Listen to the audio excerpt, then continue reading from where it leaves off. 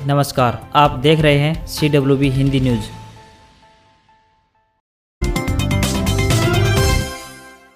चौधरी चरण सिंह हरियाणा कृषि विश्वविद्यालय हिसार के कुलपति प्रोफेसर BR कंबोज ने कहा है कि सीमित संसाधनों के बीच फसलों की अच्छी पैदावार लेना चुनौती बन गया है। कृषि योग्य भूमि की कमी व मौसम में बदलाव के कारण तकनीकों को अपनाना आवश्यक हो गया है। वे सोमवार को कृषि विज्ञान केंद्र में खेती में जल संरक्षण विषय पर आयोजित कार्यक्रम को संबोधित कर रहे थे। इस दौरान उन्होंने किसानों के लिए मौसम की जानकारी के लिए सूचना कियोस्क का भी शुभारंभ किया। इससे किसान एक क्लिक पर ही मौसम संबंधी व पूर्वानुमान पता कर सकते हैं।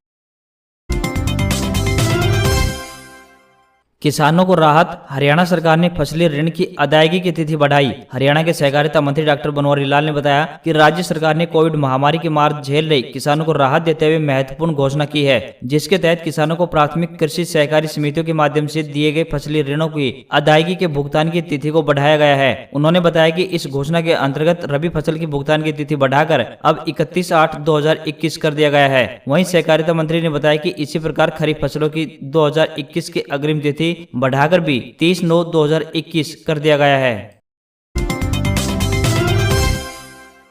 हरियाणा प्रदेश को नया पुलिस प्रमुख मिलने तक प्रदेश पुलिस की कमान मनोज यादव के पास रहेगी। हरियाणा के गृह मंत्री अनिल विज द्वारा फाइल पर लिख दिए जाने के बाद में मुख्यमंत्री ने भी अनिल विज की बात को स्वीकार करते हुए साफ कर दिया है कि नया नाम आने तक कोई कार्यवाहक नहीं बल्कि वर्तमान पुलिस प्रमुख के पास ही कमान रहेगी। दूसरी तरफ अब राज्य का गृह विभाग नामों का पैनल भेजने की तैयारी में जुट गया है।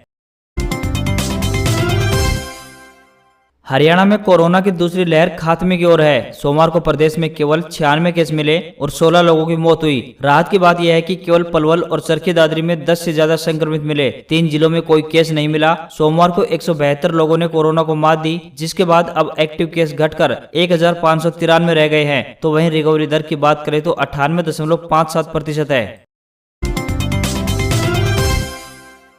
हरियाणा विधानसभा अध्यक्ष ज्ञानचंद गुप्ता ने सदन की कार्यवाही और सचिवालय के काम में आड़े आ रही जगह की कमी का स्थायी समाधान निकालने के लिए प्रयास शुरू कर दिए हैं। गुप्ता ने संसद भवन और नवगठित राज्यों के आधुनिक विधान भवनों की तर्ज पर हरियाणा के लिए भी भव्य विधान भवन की मांग की है। इसको लेकर उन्होंने प्रदेश और केंद्र सरकार के साथ साथ लोकसभा अध्यक्ष को भी पत्र लिख दिया है। उन्होंने कहा कि बदलते दौर में संसदीय कार्य का स्वरूप बदल रहा है। इसके लिए सिर्फ पर्याप्त स्थान ही नहीं चाहिए बल्कि आधुनिक तकनीक से लैस संचार ढांचा भी वक्त की जरूरत बन गया है। योजना में विपक्ष को साझेदार बनाने के लिए पत्र की प्रति विधानसभा में नेता प्रतिपक्ष भूपेंद्र सिंह हुड्डा को भी भेजी गई है।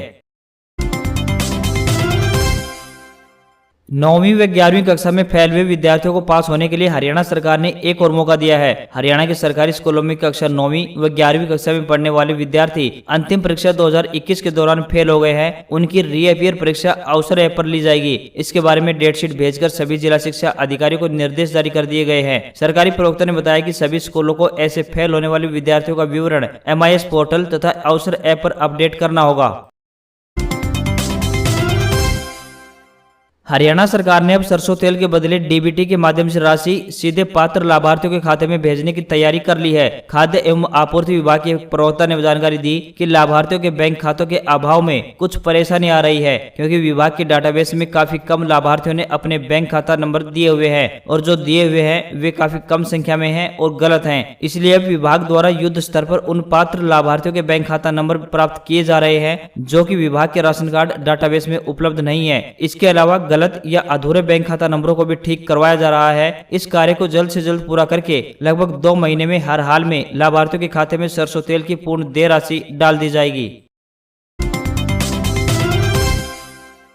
कोरोना महामारी के कारण जूझ रहे आमजन की जेब पर आजकल सब्जियां भारी पड़ने लगी हैं। पिछले सप्ताह भर से सब्जियों के दामों में वृद्धि हो रही है। सप्ताह भर पहले तक 10 रुपए प्रति किलोग्राम की दर से आवाज लगाकर बिकने वाला टमाटर अब 30 रुपए प्रति किलोग्राम तक पहुंच चुका है। इसी प्रकार 18 से 20 रुपए प्रति किलो तक बिकने वाली प्याज भी बढ़कर 30 से 35 रुपए प्रति किलोग्राम तक पहुंच गई है। ऐसे में धीरे धीरे सब्जियां आम आदमी के बजट से बाहर होने लगी है। 20 रुपए तक बिकने वाला आलू भी 30 रुपए का हो गया है। इसके अलावा फूल गोभी में भी 20 से 30 रुपए प्रति किलोग्राम की वृद्धि देखी गई है।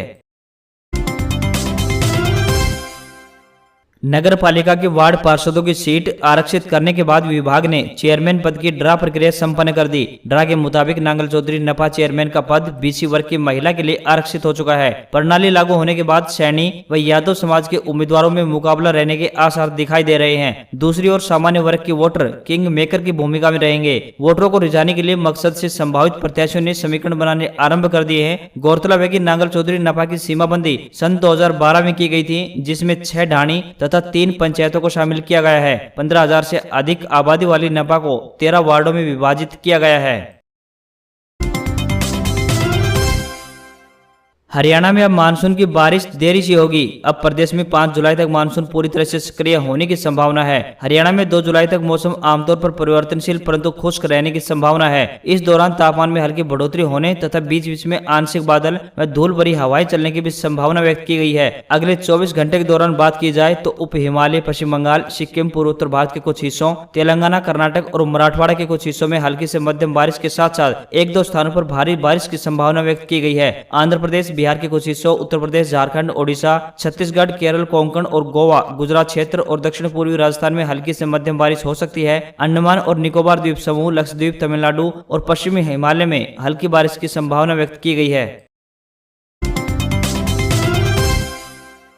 इंसानों की तरह अब पालतू जानवरों का आधार कार्ड बनवाना बहुत जरूरी हो गया है। हरियाणा में पशुओं की टैगिंग शुरू हो गई है। हरियाणा में पशुपालक इनाफ पोर्टल पर 30 जून तक पालतू पशुओं की संख्या का पंजीकरण करवा सकते हैं। अगर आप 30 जून तक टैगिंग नहीं करवाते हैं तो उसके बाद पोर्टल को बंद कर दिया जाएगा। 5 जुलाई तक पंजीकरण पशुओं को विभाग टैगिंग करके अभियान पूरा कर लेगा। बता दें कि पशुपालक विभाग के डॉक्टर घर जाकर पशुओं को टैगिंग कर पशु का नंबर दे रहे हैं। पशुओं के टैग को पशुपालक के आधार कार्ड से जोड़ा जाएगा, जिसका मैसेज आपके फोन पर भी आएगा। साथ ही आपको पशु ने गर्भ धारण कब किया है, कब गर्भवती पशु की जांच होनी है, कब इसकी डिलीवरी होगी, ये सभी जानकारी मिलेगी। इसके साथ ही एक बार उपचार देने के बाद अगला उपचार किस दिन और किस तारीख को होगा, यह मैसेज भी पशुपालकों के मोबाइल नंबर पर 1 साल तक आता रहेगा। विभाग के आंकड़ों के अनुसार प्रदेश में अब तक 63 लाख के करीब पशुपालकों का पोर्टल कर पंजीकरण हो चुका है। अगस्त के महीने में मुंह खुर व गलघोटू की वैक्सीन लगानी शुरू हो जाएगी।